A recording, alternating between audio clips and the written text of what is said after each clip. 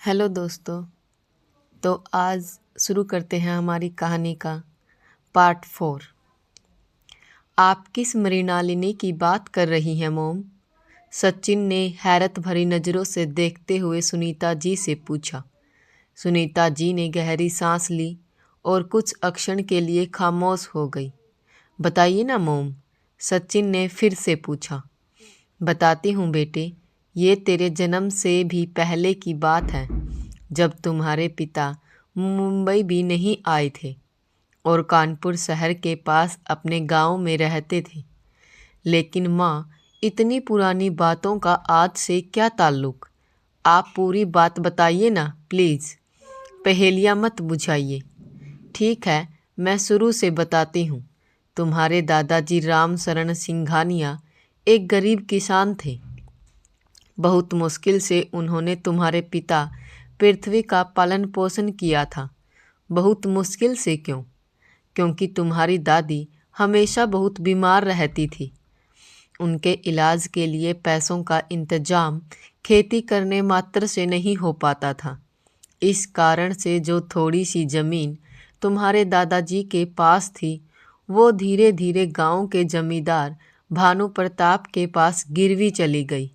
आर्थिक अभाव और कई सारी परेशानियों के बाद भी उन्होंने तुम्हारे पिता पृथ्वी सिंघानिया को किसी तरह से पढ़ा लिखा कर बड़ा किया। सचिन सुनीता जी की बातें हैरान होकर सुन रहा था।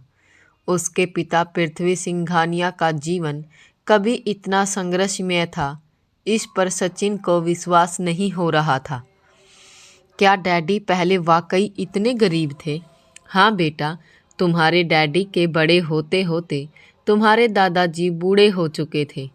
वे अब पहले की तरह खेती बाड़ी नहीं कर पा रहे थे। उन्होंने जो रकम अपने खेत गिरवी रख कर जमींदार से लिए थे, उस रकम का सूद भी ठीक से नहीं चुका पा रहे थे। फिर क्या? जमींदार ने दादाजी के साथ बदतमीजी की। सचिन की बात सुनकर सुनीता जी को हल्की सी हंसी आ गई और वे बोली, वह समय इस परिवार के लिए बहुत बुरा था। एक दिन जमींदार भानु प्रताप ने उन्हें अपनी हवेली पर बुलाया और आओ बैठो रामशरण। वैसे तो हम किसी को अपने सामने जल्दी बिठाते नहीं, लेकिन तुम पढ़े लिखे हो और मेरे बचपन के सहपाठी भी हो, इसलिए हम तुम्हें अपने सामने बैठने देते हैं। जमींदार ने कुटिलता से मुस्कुराते हुए कहा, ये तो आपका बड़प्पन है जमींदार साहब, नहीं तो हमारी इतनी औकात कहाँ कि हम आपके बराबर में बैठ सकें। तुम वाकई समझदार हो रामशरण, लेकिन जब सूद की किस्त देनी होती है, तब तुम्हारी समझदारी कहाँ तेल लेने चली जाती है। जमींदार ने कड़क कर पूछा। वो क्या है ना जमींदार साहब, अब मुझसे खेती नहीं पा रही और पृथ्वी की पढ़ाई लिखाई का खर्च भी बढ़ गया है।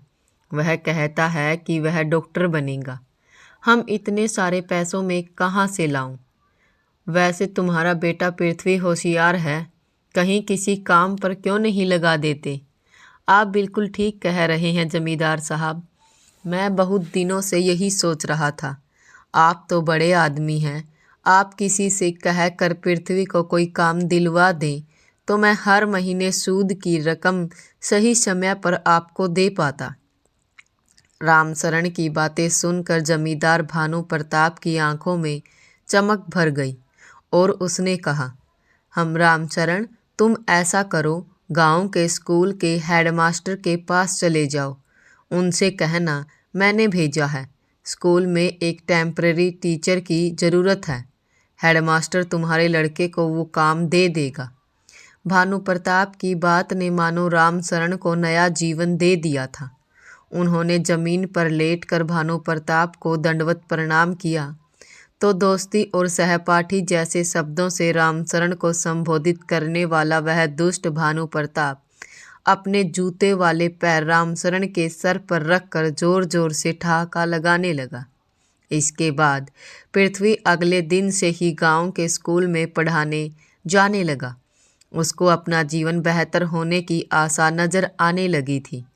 पूरे महीने अपनी पढ़ाई के साथ स्कूल में कड़ी मेहनत कर पढ़ाने के बाद आखिरकार वो दिन आ ही गया जो पृथ्वी के जीवन का अब तक का सबसे बड़ा दिन था। आज उसे स्कूल में पहली सैलरी मिली थी।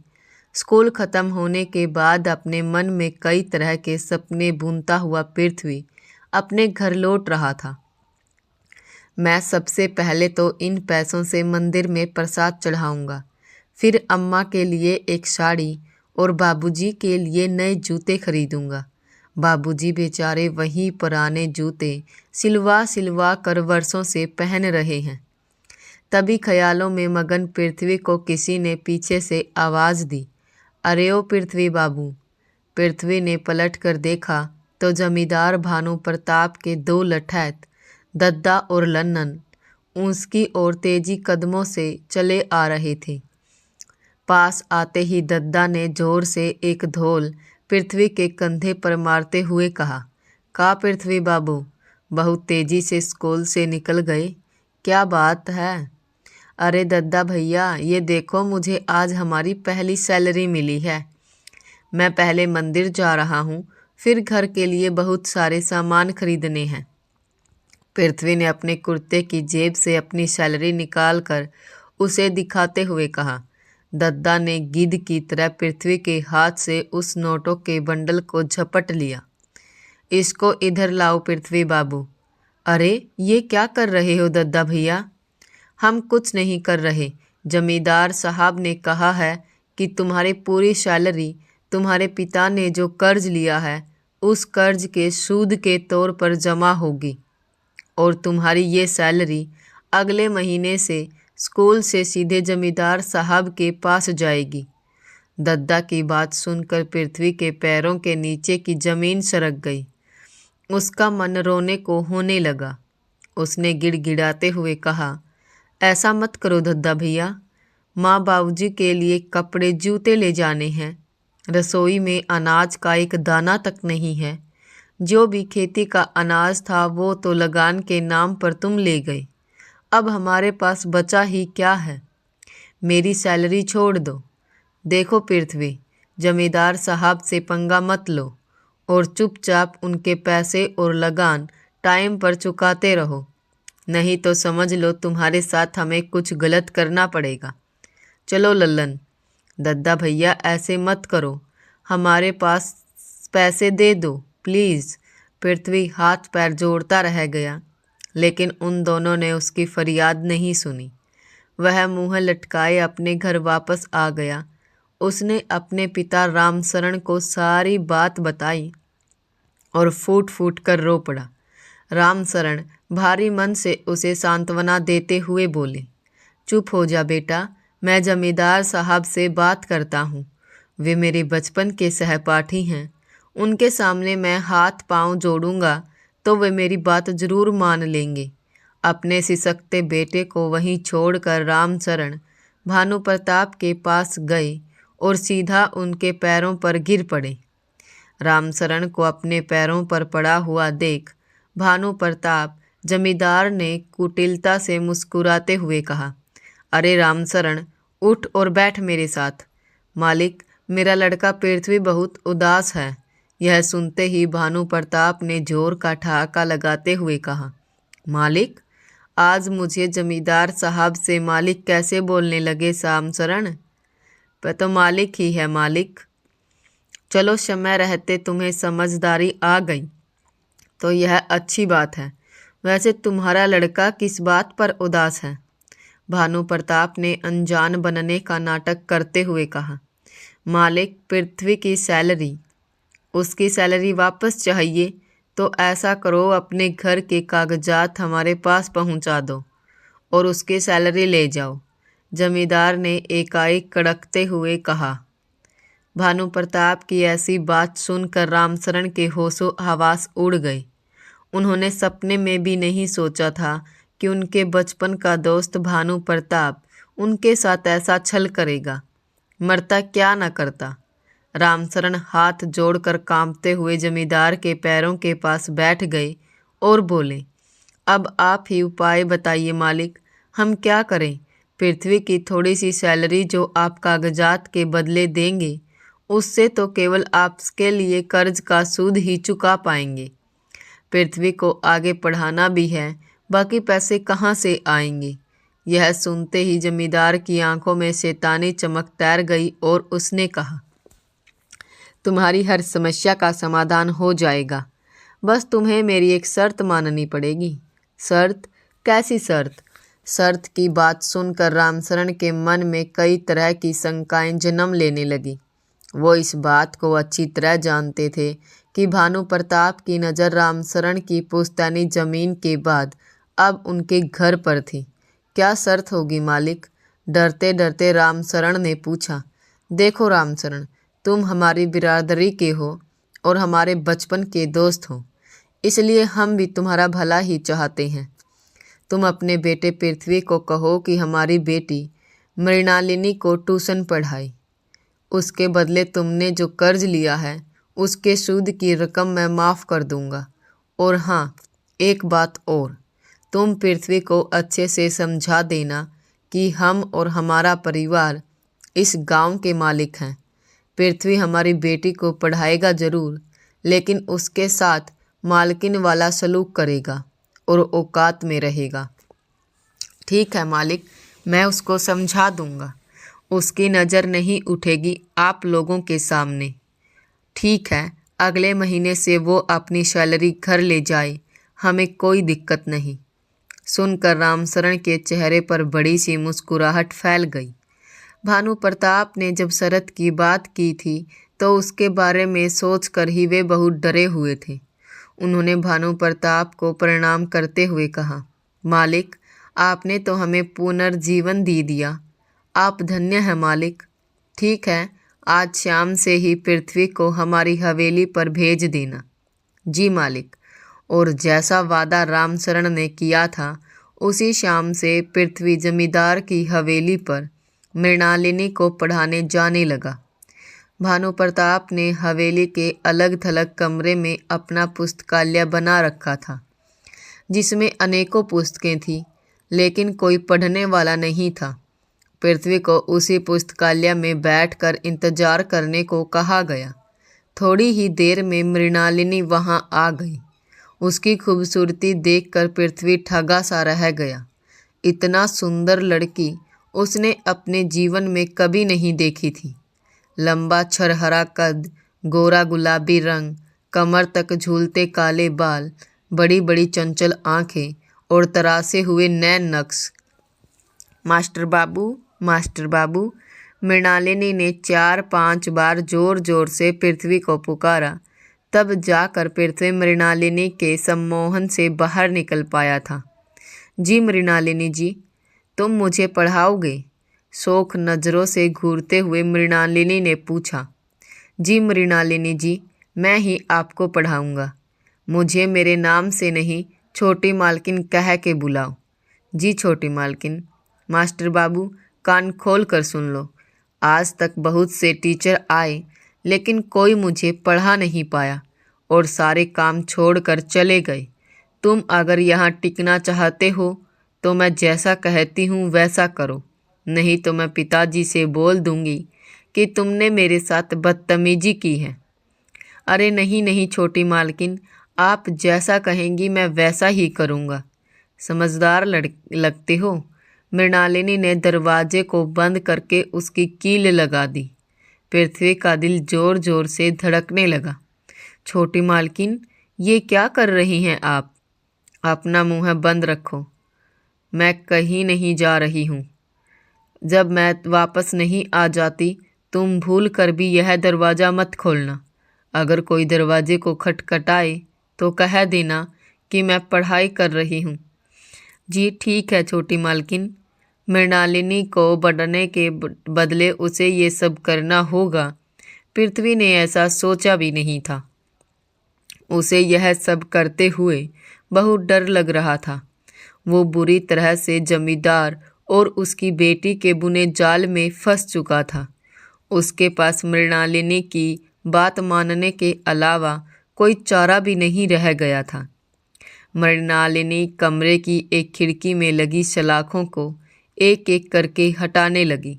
खिड़की के सलाखें पहले से ही ढीली करके रखी गई थी। यह खिड़की सीधी हवेली के पीछे खुलती थी, जिसके आगे दूर तक मक्के के खेत थे। सलाखें निकाल कर मृणालिनी खिड़की से बाहर निकलकर मक्के के खेत में गायब हो गई। उस कमरे में बैठे हुए पृथ्वी को एक एक पल बहुत भारी लग रहा था। हर छोटी सी आवाज़ पर वो सहम जाता कि कहीं कोई आ न जाए। भगवान से अपनी सलामती की दुआ करते करते आखिरकार किसी तरह 2 घंटे बीत गए और मृणालिनी जिस रास्ते से बाहर गई थी उसी रास्ते से कमरे में वापस आ गई। उसे देखकर पृथ्वी ने राहत की सांस ली। मृणालिनी के कपड़े अस्त व्यस्त थे, लिपस्टिक होठों के बाहर फैल रही थी और बाल उलझे हुए थे। कमरे में आकर मृणालिनी ने अपने कपड़े ठीक करने लगी। पृथ्वी ने कभी किसी लड़की को सामने से ऐसा करते नहीं देखा था। अचानक मृणालिनी की नज़र उसे घूरते हुए पृथ्वी पर पड़ी तो उसने चिढ़कर कहा, ऐसे क्या मुँह फाड़ कर देख रहे हो? नज़रें नीची करो। मृणालिनी के कहते ही पृथ्वी ने नज़रें नीची कर ली, लेकिन बीच बीच में उसकी नज़रें नहीं चाहते हुए भी अपने आप मृणालिनी की ओर चली जाती थी। पृथ्वी को ऐसे चोर नज़रों से घूरता हुआ देख मृणालिनी को हंसी आ गई और उसने हंसते हुए कहा, मास्टर बाबू, ऐसे ही मेरे वफादार बने रहो, खूब इनाम पाओगे। और भूल कर भी पिताजी को इस बारे में बताया तो मैं उनसे शिकायत कर दूंगी कि पढ़ाते वक्त तुम मेरे साथ बदतमीजी कर रहे थे। फिर वो तुम्हारी खाल उतरवा देंगे। नहीं नहीं छोटी मालकिन, आप जो कहेंगी मैं वही करूँगा। पृथ्वी को शौक नज़रों से घूरते हुए मृणालिनी वहाँ से चली गई। रात में बिस्तर पर लेटे लेटे पृथ्वी अपने जीवन के हालातों के बारे में सोच रहा था। आज घर के सारे काम करते करते वो इतना थक चुका था कि एक अक्षर भी अपने कोरस की पढ़ाई का नहीं कर पाया था। मृणालिनी के जैसे चाल चलन थे वो पृथ्वी के मन में दहशत पैदा कर रहे थे। आज नहीं तो कल जमींदार को मृणालिनी के सारे राज पता चल ही जाने थे। फिर इसके बाद जो होना था उसकी कल्पना करके पृथ्वी की रूह कांप रही थी। इन सब बातों को सोचते सोचते उसे कब नींद आ गई उसे पता ही नहीं चला। अगले दिन पृथ्वी फिर से मृणालिनी को पढ़ाने हवेली पर गया और आज फिर से वे ही सारी घटनाएं दोहराई गई। पृथ्वी को अब समझ में आ रहा था कि मृणालिनी को पढ़ाने वाले शिक्षक क्यों भाग खड़े होते थे, लेकिन पृथ्वी मृणालिनी को पढ़ाने से मना नहीं कर सकता था। उसके आर्थिक हालात उसे ऐसा नहीं करने दे सकते थे। इन्हीं उधेड़बुन में खोया हुआ पृथ्वी जब अपने घर पहुंचा तो वहां का नज़ारा बदल हुआ था। उसके घर पर लोगों का हुजूम उमड़ा हुआ था। ऐसा नज़ारा देखकर पृथ्वी का कलेजा कांपने लगा। डरते डरते पृथ्वी ने वहां खड़े एक व्यक्ति से पूछा, क्या हुआ है चाचा, यहाँ कैसी भीड़ लगी हुई है? पृथ्वी ने वहां खड़े एक व्यक्ति से डरते डरते पूछा, क्या हुआ चाचा, ये कैसी भीड़ लगी है? उस व्यक्ति ने बेचारगी भरी नज़रों से पृथ्वी को देखा। जाओ बेटा, अंदर जाओ। अरे चाचा, बताओ तो सही, क्या हुआ? तुम्हारी अम्मा नहीं रही बिटुआ। पृथ्वी को ऐसा लगा मानो वो एकाएक टनों भारी पत्थरों के नीचे दब गया हो। वो भागता हुआ घर के आंगन में पहुंचा। उसकी माँ का पार्थिव शरीर नीचे बेजान पड़ा था और बाबूजी गुमसुम अपना सर पकड़े माँ के मृत शरीर के पास बैठे हुए थे। अगले कुछ दिन पृथ्वी के जीवन के सबसे कठिन दिन थे। पुरानी यादों और माँ की ममता की छाँव से अपने मन को बाहर निकालने में उसे कई दिन लग गई, लेकिन बाबूजी माँ के शौक से बाहर नहीं निकल पाए। वो एकाएक बहुत बूढ़े हो गए थे। वे अब पहले से ज़्यादा उदास और चुपचाप रहने लगे थे। पृथ्वी के पास खुद को संभालने के अलावा कोई रास्ता नहीं था। हिम्मत करके उसने फिर से अपने जीवन की गाड़ी को रास्ते पर लाने का प्रयास शुरू किया। एक दिन सुबह वो फिर से मृणालिनी को पढ़ाने हवेली पर चला गया। आज उसे मृणालिनी का एक दूसरा ही रूप देखने को मिला।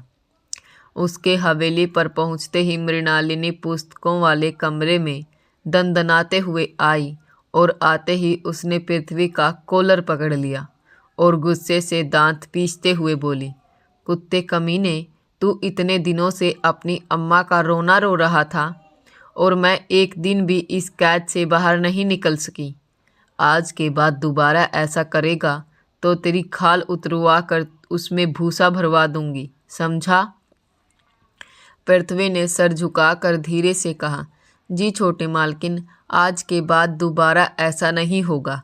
फिर मृणालिनी पहले की तरह ही खिड़की की सलाखें निकाल कर खेतों में गायब हो गई। पहले से ही भावनात्मक रूप से टूट चुके पृथ्वी को मृणालिनी के गंदे व्यवहार ने और ज़्यादा तोड़ दिया और वह हताश होकर सिसकने लगा। थोड़ी ही देर में रोते रोते उसके दुख ने घृणा और गुस्से का रूप ले लिया और उसने निर्णय लिया, ये मृणालिनी जाती कहाँ है, आज देख कर आता हूँ। जमींदार को अगर पता चलता है तो चलने दो, जब अम्मा ही इस दुनिया में नहीं रही तो काहे का डर। जोश में आकर उस अपने कुर्ते की आस्तीन चढ़ाता हुआ पृथ्वी मृणालिनी के राज जानने निकल पड़ा। 2 खेत फलांगते ही पृथ्वी ने जो देखा उसे देखकर उसके चेहरे पर व्यंग्य भरी मुस्कुराहट तैर गई। वाह छोटी मालकिन, वाह, तो आप यहाँ से गुल खिला रही हैं। आपके पिताजी जमींदार भानु प्रताप अपनी मूछें नीची नहीं होने देते और आप। ताली बजाते हुए पृथ्वी ने खुद में खोई मृणालिनी पर तंज मारा। पृथ्वी को सामने देखकर मृणालिनी हड़बड़ाकर उठ खड़ी हुई। पृथ्वी, तुम यहाँ, तुम उस कमरे से बाहर क्यों निकले? तुम्हारी हिम्मत कैसे हुई? मृणालिनी के शब्द कड़े थे लेकिन आवाज़ में अकड़ कम थी। रंगे हाथ पकड़े जाने के कारण उसके चेहरे पर उसका डर साफ दिखाई दे रहा था। मृणालिनी को सबक सिखाने का पृथ्वी के पास यही सही मौका था। ये सारी बातें अगर मैं जमींदार साहब को बता दूं तो कैसा रहेगा छोटी मालकिन? पृथ्वी की बात सुनकर मृणालिनी के चेहरे का रंग उड़ गया। उसने डरते हुए कहा, नहीं, तुम ये सब नहीं करोगे। हाँ, नहीं करेंगे, लेकिन एक शर्त पर। अगर आप आइंदा हमारे साथ कभी बदतमीजी नहीं करेंगी तो। ठीक है। पृथ्वी के चेहरे पर विजयी मुस्कान फैल गई। अब हमें यहाँ से चलना चाहिए। कमरा अंदर से बंद पड़ा है। किसी ने दरवाज़ा खटखटा दिया तो बड़ी मुसीबत हो जाएगी। हाँ चलो। मृणालिनी ने जल्दी जल्दी अपने कपड़े ठीक किए और दोनों हवेली की ओर वापस चल पड़े। इधर हवेली में पृथ्वी का दुर्भाग्य एक अलग ही खेल खेल रहा था। आज भानु प्रताप खुद पुस्तकों के कमरे में जाकर मृणालिनी की पढ़ाई लिखाई देखना चाहते थे। वे पिछले 5 मिनट से कमरे का दरवाज़ा खटखटा रहे थे, लेकिन उन्हें अंदर से कोई जवाब नहीं दे रहा था। भानु प्रताप के मन में पृथ्वी और मृणालिनी के बारे में कई गलत धारणाएं दौड़ने लगी। ये साला पृथ्वी तो संपोला निकला। ये कमरा बंद करके क्या कर रहा है? ये मेरी बेटी के साथ। भानु प्रताप ने अपने लठैतों दद्दा और लल्लन को बुलवा भेजा। तोड़ डालो इस दरवाजे को। जी मालिक। 2-3 जोरदार धक्के लगते ही दरवाज़ा अपनी चौखट से बाहर आ गया और अंदर कमरे का नज़ारा देख जमींदार का गुस्सा 7वें आसमान पर चला गया। ये दोनों कहाँ गायब हो गई? ये खिड़की की सलाखें क्यों निकली हुई हैं? दद्दा, लल्लन, ढूंढो उन्हें। गुस्से से फुफार करते हुए भानु प्रताप ने कहा। जी मालिक। अपनी राइफल हाथ में लेकर जमींदार भी मृणालिनी और पृथ्वी को ढूंढने खेतों में निकल पड़ा। थोड़ी दूर जाते ही जमींदार को दोनों साथ में आते दिखाई दिए। उन्हें देखते ही बिना सोचे समझे जमींदार ने पृथ्वी पर बंदूक तान दी। हरामी साले, मेरी बेटी को कहाँ बहका कर ले गया? क्या किया है तूने इसके साथ? पृथ्वी इस स्थिति के लिए मानसिक तौर पर तैयार था। वो हाथ जोड़कर जमींदार के सामने अपने घुटनों पर बैठ गया। जमींदार साहब, आप जैसा समझ रहे हैं वैसा नहीं है। फिर कैसा है? सच सच बता साले, नहीं तो तुझे यहीं ठोक दूंगा। बताता हूँ जमींदार साहब, बताता हूँ। पृथ्वी के पास अपनी जान बचाने के लिए सच बोलने के अलावा और कोई रास्ता नहीं था। मृणालिनी डर के मारे चुपचाप बुत बन कर खड़ी थी। जमींदार के लठैत और दूसरे कई नौकर जो जमींदार के साथ मृणालिनी और पृथ्वी को ढूंढने निकले थे, वे दम साधे पृथ्वी के मुँह से सच सुनने की प्रतीक्षा कर रहे थे। पृथ्वी ने सब की ओर देखा और वापस अपने पैरों पर सीधा खड़ा होकर बोला, जमींदार साहब, आपकी बेटी मृणालिनी गांव के जमींदार और आपके दुश्मन रुद्र प्रताप के बेटे वीर प्रताप से छुप छुप कर मिलने गई थी। और ये आज पहली बार नहीं है, बल्कि ट्यूशन पढ़ने के बहाने पहले भी कई बार कमरे से भागकर मृणालिनी ऐसा कर चुकी है। जमींदार ने गुस्से और शर्म से तमतमाई आंखों से मृणालिनी को घूरा। मृणालिनी अपने बचाव में कुछ भी कहने लायक नहीं थी। जमींदार ने अपनी बंदूक नीची कर ली और चुपचाप बिना कुछ कहे भारी कदमों से हवेली लौट आया। उसी दिन से मृणालिनी की पढ़ाई लिखाई सब बंद करवा दी गई। उसका बाहर निकलना भी बंद हो गया था। मृणालिनी और वीर प्रताप एक दूसरे से मिलने के लिए बेचैन हो रहे थे। एक रात मृणालिनी आंखों में आंसू लिए बेचैनी से बिस्तर पर करवटें ले रही थी। तभी उसे अपने कमरे की खिड़की पर एक दस्तक सुनी। मृणालिनी दबे पांव अपनी खिड़की को खोलकर सावधानी से बाहर झांकने लगी। उसके पिता भानु प्रताप के पहरेदार आसपास ही थे, लेकिन बाहर बिल्कुल घुप अंधेरा होने के कारण कुछ दिखाई नहीं दे रहा था। मृणालिनी किसी के फुसफुसाने की आवाज़ मृणालिनी के कानों में पड़ी। उसने अपनी आंखों को अंधेरे में गड़ा कर देखा तो सामने वीर प्रताप अपने 2 अंगरक्षकों के साथ खड़ा था। वीर, तुम यहाँ? पागल हो गई हो क्या? चारों ओर हमारे पहरेदार फैले हुए हैं। डरो मत मृणालिनी, चलो भाग चलें। वीर पूरी तैयारी के साथ आया था, लेकिन मृणालिनी कोई खतरा मोल नहीं लेना चाहती थी।